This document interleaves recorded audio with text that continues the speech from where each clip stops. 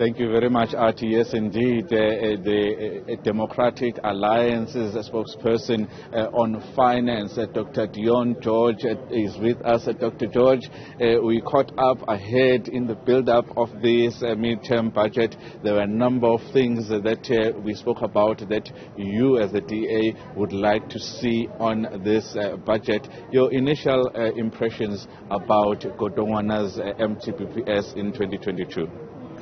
He fell very short of our expectations. I mean, there were a number of things we discussed earlier on this morning. Specifically, if you look at growth, it's very clear that government remains fixated on this model of having the state at the center of our economy. We have a dysfunctional government, we know, so that doesn't work. There's going to be 30 billion rand bailouts to state-owned enterprises, on the understanding that these are somehow going to generate economic growth and grow jobs and revenue in the country. I mean, that's not feasible. It isn't going to work. What we would have wanted the minister to talk about was how we're going to incentivize business to operate more effectively in South Africa, specifically small, medium and micro enterprises and entrepreneurs. So we would have wanted to hear at least something on that. Complete silence. We've got more of the same in terms of the economic model that has failed us already. On the debt, Treasury has been speaking about reducing debt for 2 years now, and over the next 2 years. We saw the absolute opposite. We're going to see debt going up. So we're going to have a transfer of approximately 126 billion rand, between that and 260 billion. We don't really know how much yet, but that's going to go onto the national balance sheet, which means that the people of South Africa now have a significantly more amount of debt. Also, it means we're going to have more interest to pay on that debt, and it's going to crowd out service delivery, especially to the poorest South Africans. So that model is not viable. It creates moral hazard for Eskom, so it makes no sense economically whatsoever. We don't support that, and we said that this morning. So that was extremely disappointing, but we did expect it to be happening because government has no plan to fix Eskom, and it doesn't have any clue on how to generate recovery in our economy. What the most astounding thing to me was the minister never mentioned a single thing about the cost of living crisis in our country. He never mentioned that South Africans were battling. He never mentioned that people were struggling to put food on their table.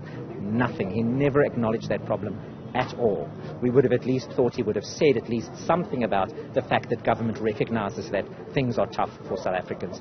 Nothing. It's really an indication of a government that doesn't care. We did like the fact that there is going to be an extension of the social grant, the social relief of the I was about to ask you that because when there was an extension, it is a signal that we are thinking about those who are most vulnerable. Therefore, we are going to extend it by another year. Well, it's very little and it's very late. Government could have done a lot more. For example, if you look at our proposal for zero rating more foodstuff in the basket, zero rate more, that wouldn't have cost a significant amount of money. Government could easily have done that. So I think it's a bit of a misnomer to say that government is demonstrating it cares because it's giving this 350 rand a month grant. No, government is demonstrating that it doesn't care because what it's doing is it's taking a lot of money that actually belongs to the people and could be used for service delivery and placing it in unviable state-owned enterprises that we all know are going to go nowhere.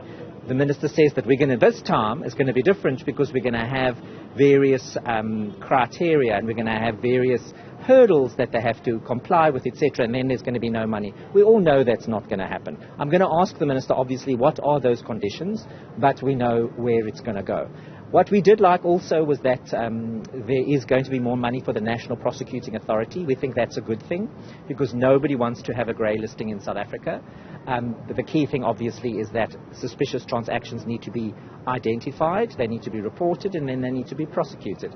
There is no political will for prosecution, so that remains to be seen, but we do support additional money on the National Prosecuting Authority. So on a whole, a very disappointing budget that fell way short of expectations. The DA's view is that this is a budget from a broken government that has no idea on what to do to rescue our economy and doesn't care about the people of South Africa. Dr. Deon George, the DA spokesperson on finance, quite stern words there about the Minister of Finance, particularly on a number of issues that he's mentioned, falling short of their expectations.